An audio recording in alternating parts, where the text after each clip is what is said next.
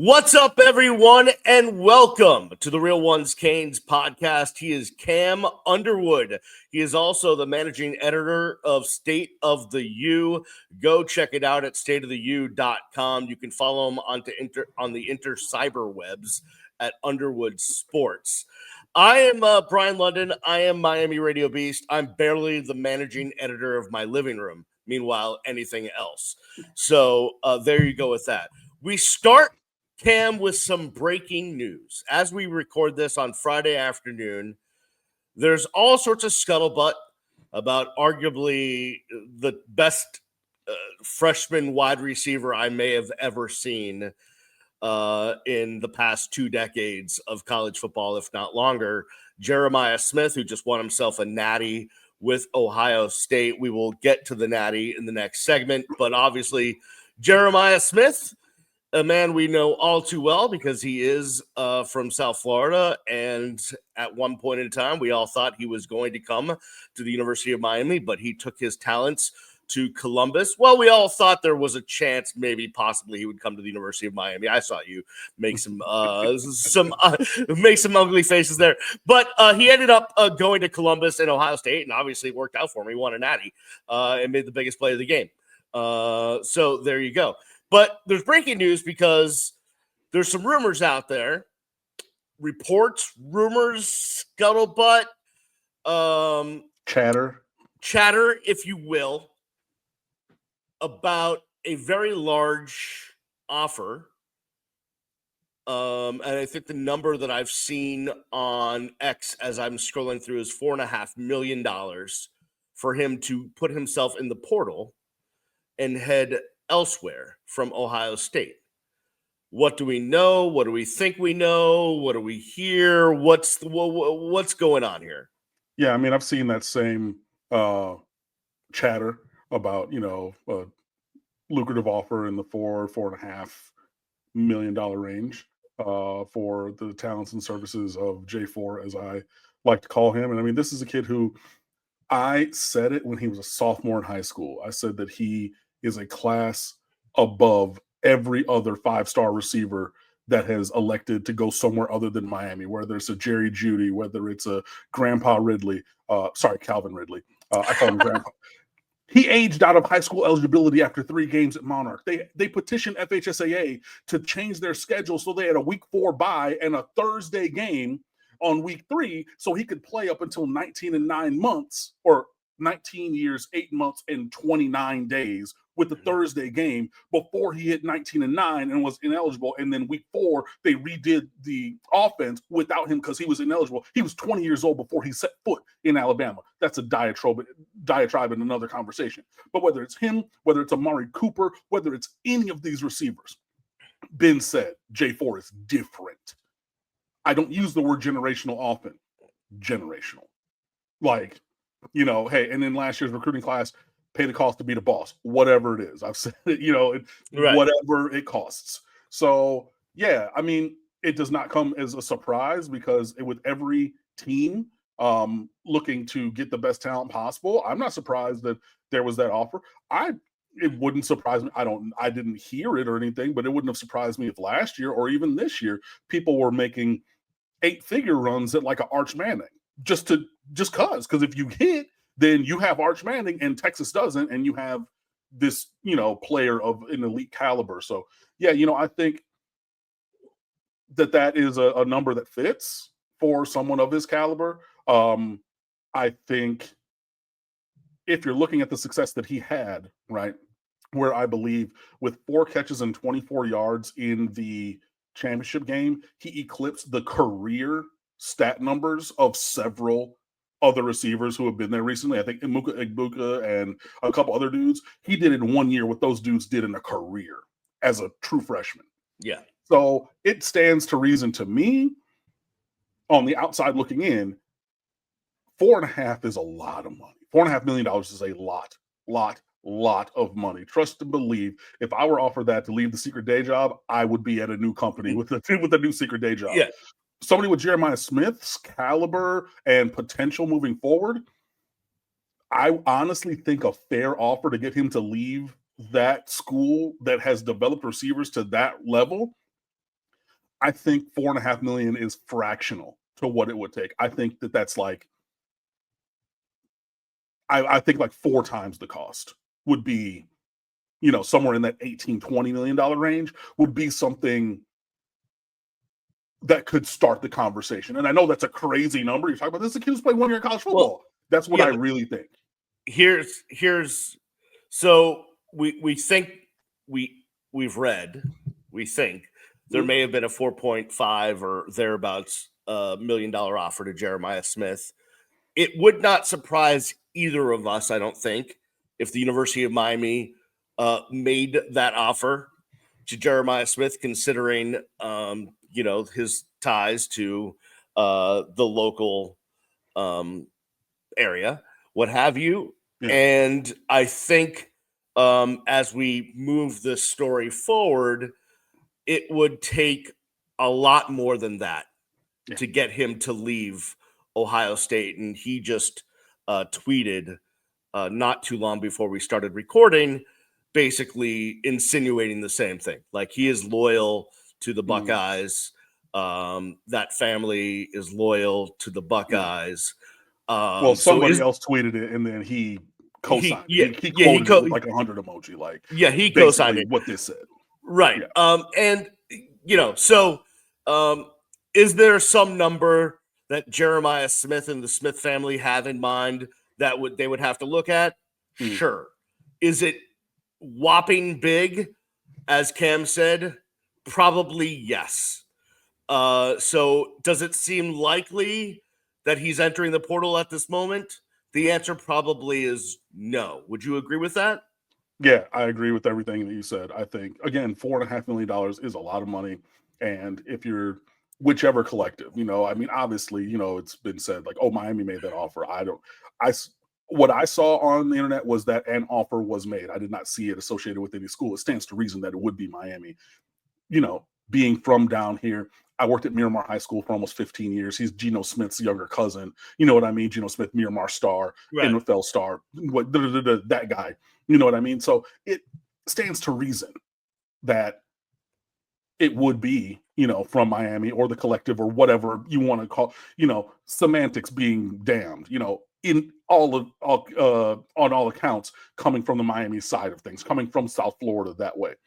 I just think that, it would take multiple times escalators on 4.5 to get that conversation, especially with the progression we've already seen, the performance and production that they've gotten from other less talented guys. And that's not even taking a dig at these other 5 stars. I just think that he's a level above.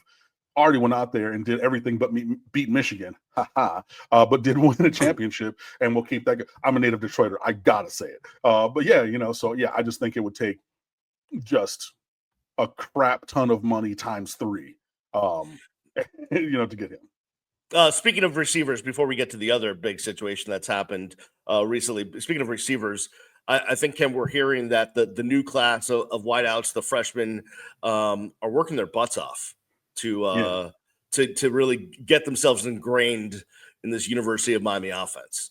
Love hearing that chatter. It's Dalen Upshaw. It's Malachi Toney, the award winner for best South Florida football player. The Nat Moore Award he did win. So of all of the players in South Florida, he was rated or ranked as the best overall. And remember, this is a kid who decided very recently, oh, you know what? I'm going to graduate high school a year and a half early. So he wasn't even a senior. So that speaks to his caliber. And then Joshua Moore, the 6'4", 6'5" X receiver, all those dudes doing the things that you want to hear your guys doing, showing up early, staying late, asking lots of questions, and just grinding, just asking for the work, being in the facility really late.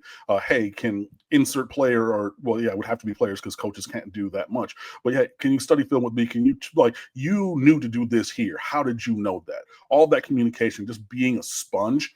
Remember when KJ Osborne transferred down from Buffalo and he was just a professional? He was a 23-year-old guy just doing, all the other receivers were like, oh, this is still kind of play. He's like, I'm trying to get drafted. I'm trying to make a living. And he went about that work differently. It's the chatter that we've heard is that the true freshman receivers who have been on campus for a week are following that same level of connectivity and work ethic in terms of development. So I'm really excited to see that. And all of that would make sense considering, once again, Miami has a quarterback who's brand new to this system, Mhm. right? So everybody's got to get on the page very quickly here in order to get this thing up and running by the time August rolls around, because Carson Beck, we don't really know what his participation will be during spring, if at all. And obviously, the receivers want to get and know their playbook and get everything down, get this offense down, so that by the time we get to August, like, this offense can feel like they're not just all new on campus and been thrown together like that. All right, let's get to the other big situation that happened recently. And I'll be honest with you, I'm confused, and maybe Confusing. maybe everybody else is too. So we're all going to rely on Cam Underwood to set us straight on the Xavier Lucas situation. He did end up making his way from Wisconsin to the University of Miami. I don't know why he wasn't allowed to enter the portal, or why Wisconsin didn't put his name in the portal to begin with. I don't understand what happened when basically the NCAA had to admit there really is no portal, but there is a portal, but there's not a portal, and who knows what the portal is anymore. And then we have, statements from the Big Ten, and people insinuated that Miami was tampering, and then, all this stuff is happening. Just help me to understand what the heck happened here. I'm happy that the end result is Xavier Lucas is a Miami Hurricane. Miami certainly needs help in the defensive backfield. He's one of the best in the country. But what the heck happened here? Yeah, a lot happened. So let's just go on the first part. Xavier Lucas is from South Florida. He played at Deerfield, he played at Dillard, and then he ended up at American Heritage as like a 3-star recruit in that 6'2", 200 range, also a track guy. And all three of those schools are elite track schools, by the way. So this is a guy at his big size of 6'2", 200 pounds, running about 10.49 was his personal best in the 100. That's crazy fast for anybody, but especially somebody that size. Was a little bit underrated because he bounced around a little bit and didn't have a major impact on the field as a recruit. Ends up going to Wisconsin. Miami did make a late run at him last cycle, but he chose to stick with his early offer, interest, and connection to Wisconsin. Played there, played pretty well, didn't play in every single game, but made some flash plays, and in the end decided that he wanted to leave. And that's where this situation comes from. So he stated his intent to go into the portal. Wisconsin was derelict in their duty and refused to input his name into the portal. Do we know why that was? They were just sour grapes, or honestly, and like the statements that they made and like the Big Ten made are alluding to a signed, executed revenue sharing agreement between Xavier Lucas and the University of Wisconsin. That provision is not legal, or in that structure is not enacted yet. So if you're referencing that, then you're saying you cheated, you tampered, you did something that is not currently an NCAA rule. It is forthcoming, I believe, but it is not as of today. But the thing. Let me ask you a question. And you're not a lawyer, I'm not a lawyer. But in every job I've ever been in, even when I've had a contract, I could leave at any time by saying, hey, I don't want to work here anymore. You don't have to pay me, though. So that's kind of the transaction, right? Like, I can quit a job, but then again, I give up the money that I thought I was getting.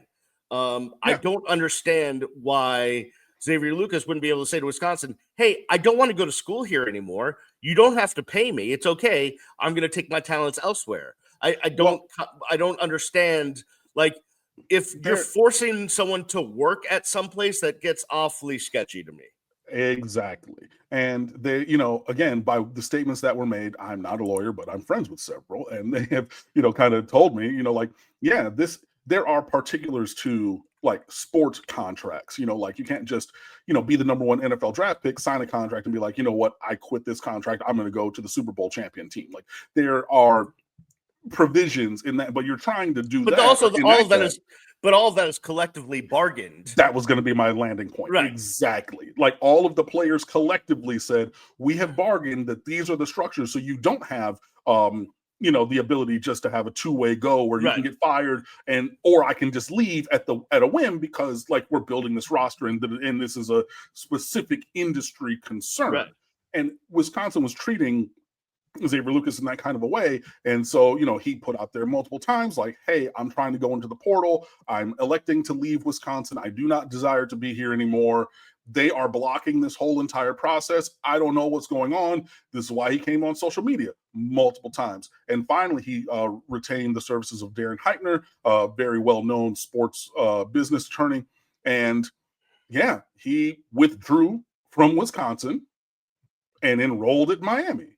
And this is a thing that any and every student can do. I've said, on my other show on Wednesday nights, dude, I know multiple people from when I was at the University of Miami who transferred from other places. My boy Dave transferred from Clemson. My boy Eric transferred from North Texas. Like, I can go down the list. There were several people who I knew personally as students who transferred other places. And I know Dave got a scholarship in sports journalism. I know Eric got a scholarship in music business because I was in the music school and that's how I knew him.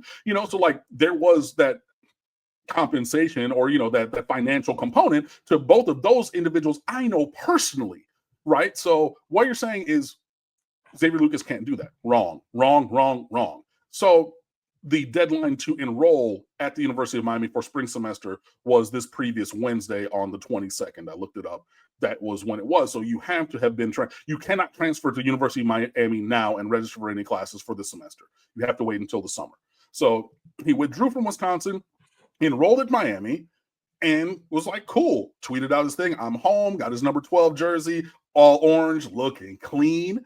And yeah, so, people were like, tweeting at the NCAA, oh my God, you have to stop this. And Wisconsin made this statement and the Big Ten Conference made this statement and they've alleged this. And we have verifiable proof that Miami did that. And the NCAA spokesperson had to come out and say, there is no rule because like, Beast said, Xavier Lucas, he transferred like a regular student. He did not enter any portal. He did not go in the sports structure. They refused to let him go. He withdrew from the school and he enrolled in another school, which any and everybody can do.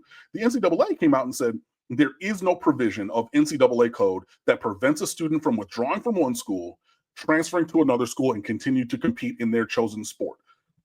So the portal is a digital marketplace for the listing of players, but like, you don't have to do that. Like technically, as we've seen, all you got to do is withdraw. And he went through all the structures. You got to go to the registrar's office. You got to get all the signatures. And cool, I'm withdrawing from here. Let me get my transcripts, and I'm going to enroll over here if I have the academic ability to do so, because that's how things work. And yeah, so it will be interesting to see because Wisconsin people and the Big Ten collectively continue to chirp and everything. And hey, if Miami was cheating, if they have this tangible proof of tampering that the conference and school have alluded to having, and they come out with it and say, this is the proof, boom, black and white, I can say nothing but you're right, if that's the proof. But at this point, I need you to show and prove. But even absent that, Xavier Lucas is the Miami Hurricane. Let's ride. Yeah, I'm with you on all of that. And thank you for that explanation. I would also think that if there were the tangible proof, like, wouldn't we see it by now? That's what I'm saying. Like wouldn't it be out there if really that was the case? Because right. It would, it seems like it's a little blustery. I think it's very blustery. I think that they're definitely crying wolf and have nothing. And I don't know, again, I would have to rely on some of my lawyer friends. Is there a specific benefit to waiting to file a thing? Because the action has already happened, right? So if you're saying that there has been the tangible tampering to enact or incite this player to want to leave his previous institution and enroll in your institution and has done all of those things, you have not only the tampering, but then the desired outcome from Miami. So the benefit or the action based upon that tampering to then come forth with legal action. So I don't know why you would wait, but you say, okay, you did this thing and we threatened you. And then what the nefarious plan, that's what Wisconsin would say, your Miami's nefarious plan has come to full and complete fruition. Now I'm going to sue you. So, in this litigious society, I would expect that. But I just don't think that they have anything. If they do, they can show it and prove it. All right. So the bottom line is this: the University of Miami defensive backfield is better now because Xavier Lucas is on campus. Yes or no? Amen. Oh, yes. Unqualified, yes. So that makes me feel better. Speaking of the defensive backfield, and I'm literally throwing this out there we didn't talk about this before. And do we know, have we hired a defensive backs coach yet? Have we? We have two coaches on defense currently. We have Corey Heatherman and Jason Taylor. Perfect. So one carryover and the new coordinator, and we will see what the other positions are. But no, we do not have any other hires. And I do believe that Heatherman is going to coach linebackers. Derek Nicholson has accepted the same lateral job at Missouri. So I believe that he was told that his services would not be needed because Heatherman has coached linebackers. That's his position. So, that he has been coaching. He was a quarterback, when he played. But yeah, he coaches linebackers and DC. So we have those two guys and wait to see who the other probable three will be to join them. Yeah, I would expect hires to be made soon. Now that the national championship game is over and the college football season is in the books, you can really get down to the nitty gritty of interviewing candidates and getting them on campus and all of that stuff. All right, we're going to take a break. On the other side, we want to talk about the national championship game. We want to talk about the odds for next year. Where does the University of Miami fall into that? And the final rankings of the 2024 season. Is the University of Miami, do they come in too low in the AP rankings? I'm not sure. I think maybe they did, but we'll have that discussion on the other side. You're listening and watching the Real Ones Canes podcast. Welcome back to the Real Ones Canes podcast. He is Cam Underwood, managing editor of State of the U. Go check it all out at stateoftheu.com. Follow him on X at Underwood Sports. I'm Brian London. Follow me at Miami Radio Beast. Cam, it was a national championship game that started out with a blast from Notre Dame, and then Ohio State seemed to conquer the rest of the game until the very end when Notre Dame tried to play catch-up. It wasn't enough. Ohio State ends up being the national champions. I thought it was, you know what? I thought there was going to be a chance that Notre Dame eked out, some last second win by one situation.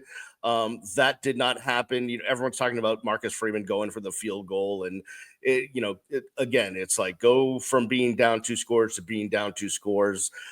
I don't know. He obviously knows his talent more than we do.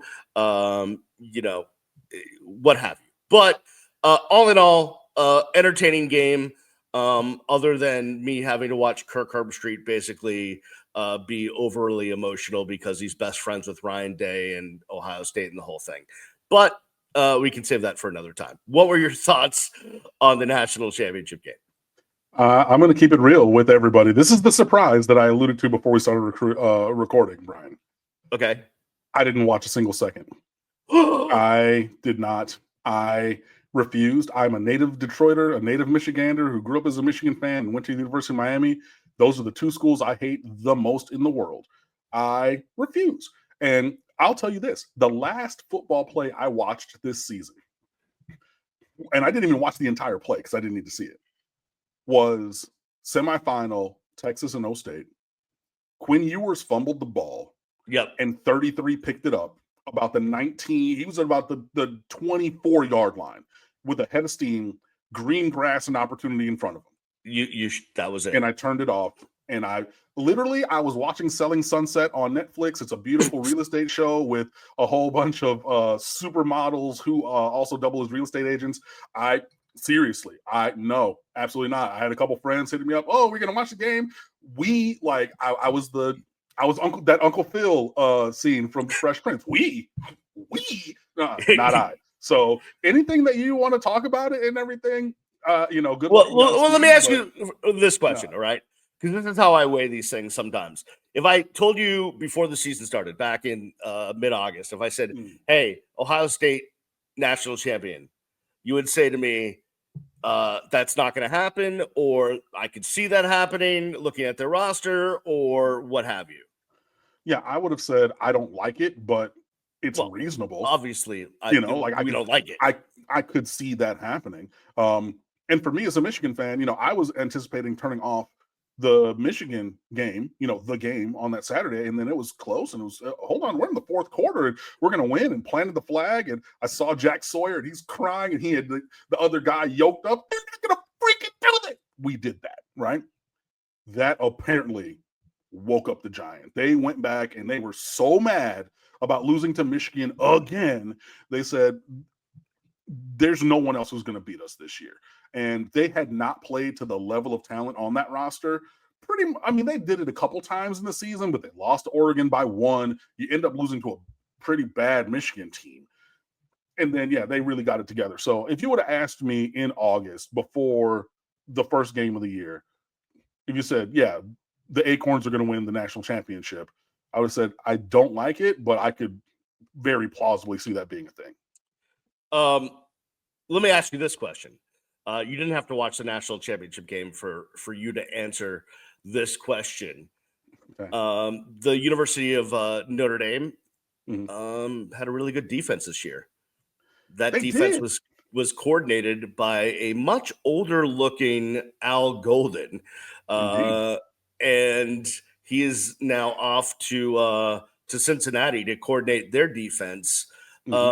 Did in the NFL with the Bengals, by the way. Yeah, exactly. Not to the University of Cincinnati. No, the Bengals. Did Al Golden revive his career? Did he take all the yuck off that followed him after he was wearing a tie on the sideline at the University of Miami? I think Al Golden, when he was here, was stubborn, and we all have a measure of that, especially when we're younger. Yeah. And if you go back and look at the recruiting was actually decent. It wasn't great. It wasn't perfect, but it was decent. The offenses did numbers, right? He just blindly trusted in his best friend, or a very good friend, to run whatever shenanigans of defense that was, and refused to change it and refused to update. And after Miami fired him after that game that you and I sat next to each other in the press box against Clemson. P.S. by the way, and I've spoken with you about it, the best digital graphics package for any Miami Hurricanes game I've ever seen. Shout out to Leo Ramos, the head of digital media for the athletic department. But the 3 people who were not employed by Miami who saw that were me and you and Chris Whittingham. Shout out to Whittingham, sitting in that row behind the digital media staff. I wish I had taken a picture of it to show it to you guys. It was freaking incredible. I still haven't seen anything as dynamic as that.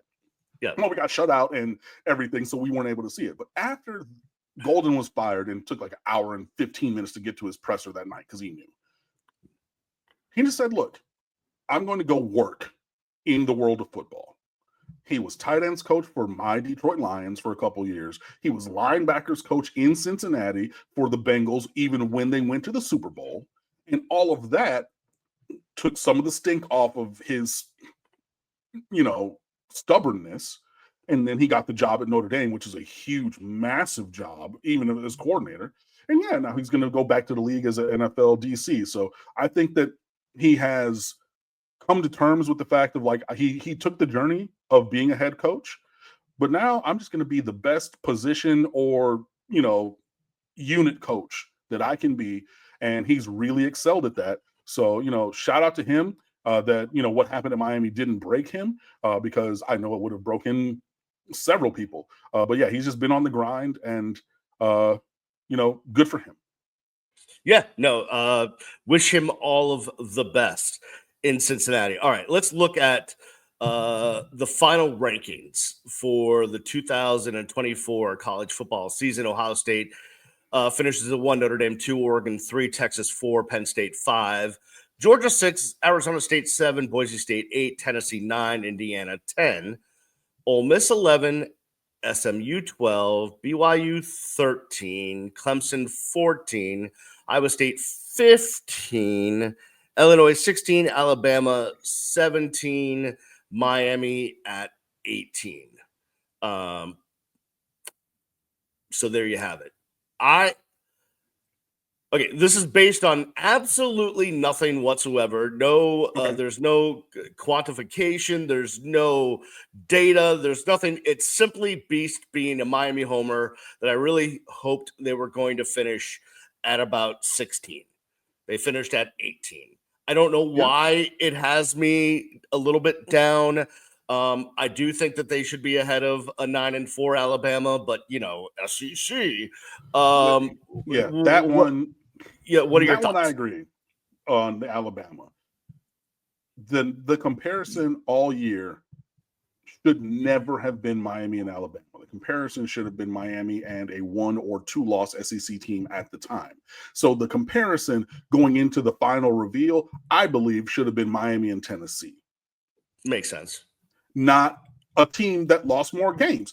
I don't care. I know people say, SEC?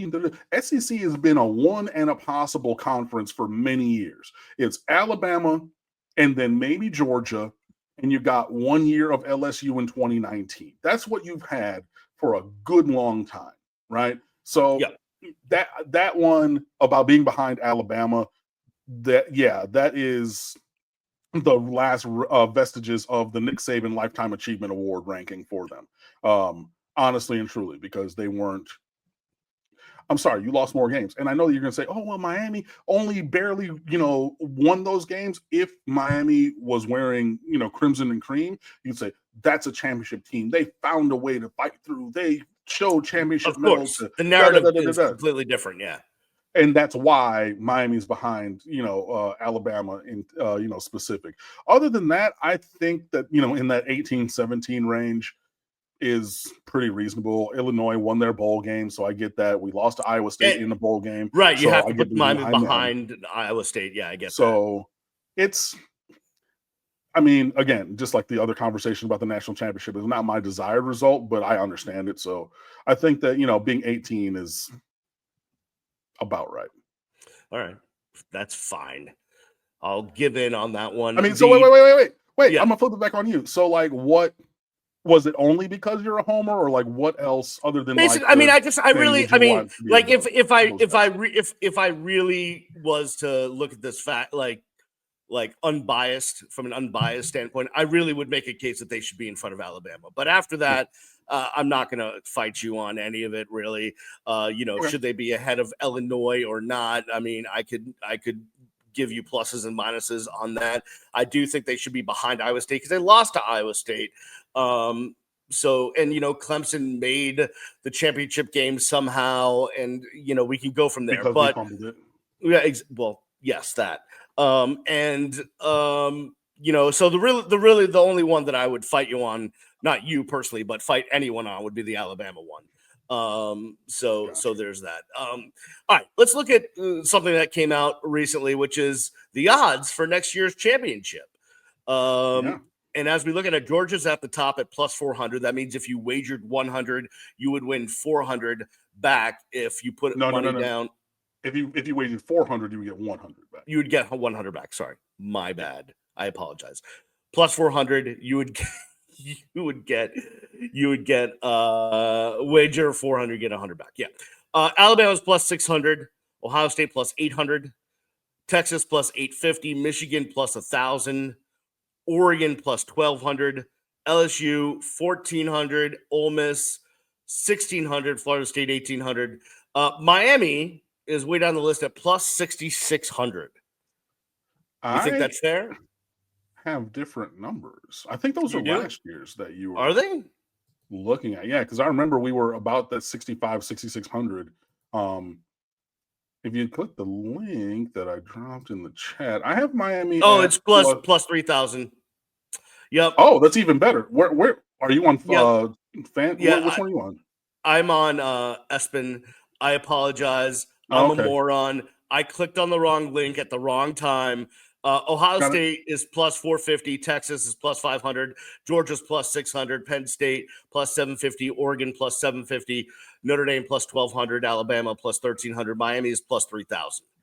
Okay. Well, that's even better odds than what I saw at FanDuel, which has Miami plus 4,000. So I think that, with Miami, I don't know exactly because the partnership with SB Nation, I wrote about the FanDuel one. So I don't know exactly the ordinal number, but on FanDuel, it would be Miami's tied for 14th with Tennessee, I believe, at plus 4,000.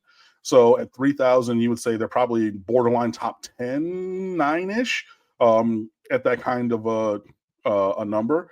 I think that that's reasonable. I think that, there are very few teams that can actually win, and to even be top 15, in one or top 10 in the other, I think is a reasonable uh, kind of odds when you consider who's on this roster, how it's been built, the performances of the guys, that have been here. And you bring in a quarterback who's thrown for, or played on two teams that have competed for championships, whether that's SEC or national, you know what I mean? So I know that he got injured this year, but Carson Beck, this is not a guy coming from a 4-9 team trying to hope, or 4-8 team trying to hopefully figure out his way. He's played at the top, in a major program at the top of the sport.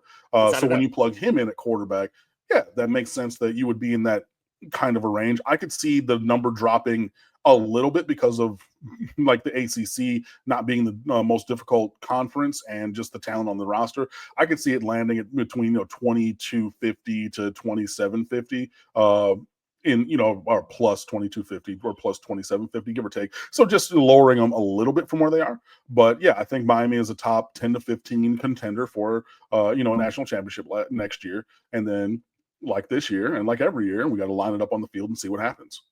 Well, like every year, I will throw $20 on the Miami Hurricanes just to say that I did, in case they win. Then I can say, hey, I took Miami. By the way, in case you were wondering, the Gators just behind Miami at plus 5,000 and Florida State at plus 10,000. Yeah, sounds about right. I think that those are even generous odds for Florida State, especially if you're being very honest. Words. I mean, fighting words. Okay, well, then we can fight. So, I mean, I'm with it, but yeah, I just think that they're very far away from competing from championships, and yeah, plus 10,000 is a very generous read on things. If you're looking for some value, I don't know if you are or not, but Rutgers plus 100,000. I don't know, might throw $2 on that. Yeah, I mean, hey, they play a round robin Big Ten schedule. They don't have the East and the West in the same way as the past, where they had to go through the big three, Michigan, O State, and Penn State every single year. Although they had to play probably two of those teams and one of USC, UCLA, and Oregon, and maybe Washington as well. I was going to ask you at the end here about UM basketball, but I've decided against it because I want to keep my sanity. They're bad. They're not good. Bad. They are not good. I don't know the next time they're going to win a game. You thought, okay, they're playing, what was it, Clemson? No, they played Stanford. On the West Coast Wednesday night. And Stanford's not good. And won by 40. Yes, correct. Or 38 or 37. But yeah, basically lost by 40 to a less than average Stanford team. So yeah, UM basketball currently are the dregs of the earth. And, there are a few UM basketball stan accounts on the X, and I follow them, and they're tweeting out play-by-play, and every single foul and out of bounds. They're critiquing it. They're talking about it, and I'm just like, you know what? Better you guys than me, because I can't handle this right now. Like, I literally just can't. Like, I can't process what's happening. Like, we were just in the Final Four, and now this is where we are. I cannot even bring myself to process. Like, literally, I would need to go to my therapist 3 times a week if I was gonna watch every possession of UM basketball. By the way, my buddy that lives in San Francisco and is a Cal grad is like, oh, hey, why don't you fly out here for the Miami Cal basketball game? That's Saturday. We're recording this on Friday.